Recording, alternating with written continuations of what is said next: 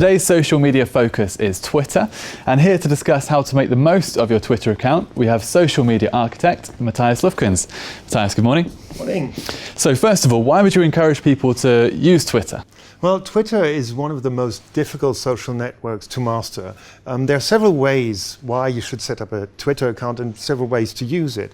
One, of course, is to monitor the conversations happening on Twitter. The second is to participate in these conversations.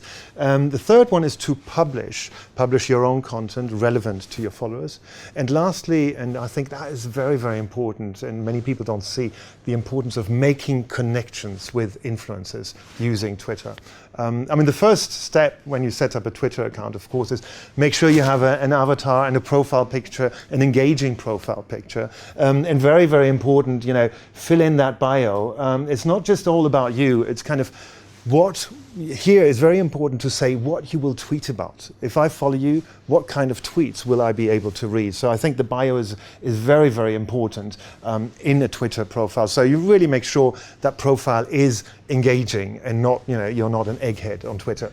Absolutely. Well, we're on your profile here. You've got over 7,000 followers as well. But with those that you're following, how can you manage exactly what you're going to read? So that's true. I'm also following 1,500 people. Obviously, I cannot read all their tweets. And once you follow more than 10 people, it is impossible to read all their tweets. I always say, don't be obliged to read all the tweets, especially if you follow news organizations. They're functioning like newswires. You get a tweet every 30 seconds.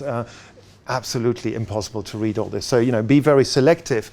Maybe not in the people who follow, but create Twitter lists. And this is, I think, is key to the success of Twitter. If you want to consume and monitor the conversation, read the conversations, create bespoke Twitter lists of influencers, of people you want to follow. Maybe not the news organizations, but the journalists itself. So I think we have some really interesting examples here on the Twiplomacy account. Twiplomacy is a study I authored about how world leaders use Twitter. And we have created a number, actually 179 lists here you can see on this account. Also, just, you can pin a tweet, an important tweet. This is a tweet from April about a blog post about world leaders, how they tweet. So that's always on top. And then the new tweets come below. But what is interesting are these Twitter lists. So 179 Twitter lists on this account. You can see there's, ministers of justice, Olympic, sports federations, etc., missions, and world leaders. And this is, I think, really key because you can have public Twitter lists. It's a public resource. People can see what world leaders are saying. And here we also have these private Twitter lists. And these are really interesting because having private Twitter lists on this account of world leaders who follow the account, we can actually send them a direct message in more than 140 characters. On the direct messages, you can send more than 140 characters. Here you have the world leaders list. So you can see these are the world leaders following Twiplomacy, and it's quite interesting, 159 world leaders, and you can see what they tweet in real time. And as I said, the beauty is you have them on speed dial. You can send them one direct message to 159 people, which we have done, and we've found an amazing feedback. People were really happy to receive this direct message. So if you consider a tweet that you sent might not be seen by all of your followers, a direct message will definitely be seen. So I think this is something that, if you go into the messages tab, here you can basically see the messages that we exchange with the Polish Foreign Ministry or the French Foreign Ministry here.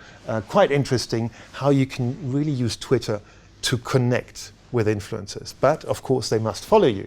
Now, how do you get these world leaders to follow you? And this is really the big question on Twitter.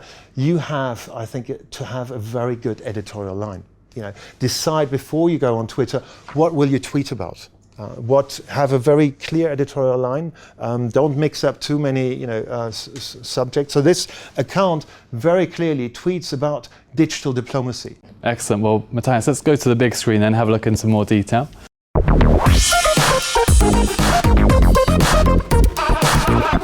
Okay, so what about some of the changes then over the last 9 years since Twitter was founded? We've seen that the favourites are being phased out, these hearts or likes, but what else has changed? I mean, lots of things have changed on Twitter. One thing which is very, very important when you're on Twitter is using hashtags. So basically, if you look at the latest tweets here, the G20 Turkey hashtag, it is very important to have at least 2 hashtags per tweet. Once you have more than 2 hashtags, the engagement will actually go down. But this is another way to consume Twitter, to read Twitter.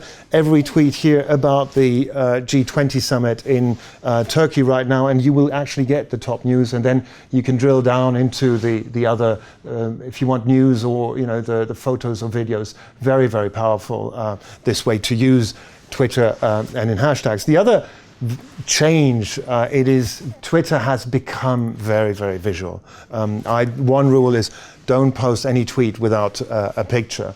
And the beauty is of a tweet with a picture. So here, basically, this is a tweet for a blog post that we posted, and you can actually tag 10 people in this picture. Tagging means they will get a notification. Or for example, this tweet from the G20 summit. So I tagged the right people in the picture, and the result is they retweeted this tweet, 45 retweets for this tweet. So they get a notification, and on Twitter you can now embed up to 4 pictures in a tweet, which is quite effective, and then tagging people. This is really to make these connections. So because when you send a tweet, very few of your followers will actually read it. If you tag them, you have more chances that the tweet will be seen. Okay. All right, so then lastly for today, Matthias, how often should people be looking to update their profile? That's a good question. How often? I think you should tweet when you have something to say, when you want something to say, when you want to participate in the conversation on a specific topic. So don't feel obliged to tweet 3 times a day, breakfast, lunch and dinner, as I always say. That's if you have that as much information, do it 3 times. But if you're an executive, for example, you don't have to tweet every day, neither every week, every month. You tweet when you really want to make a point, when you want to make a statement. So I think you don't feel obliged to be active all day. Matthias, thank you very much for your insight today. Thanks for having me. And thank you for watching. Be sure to click back to Dukascopy TV for more updates and exclusive interviews. We'll see you next time.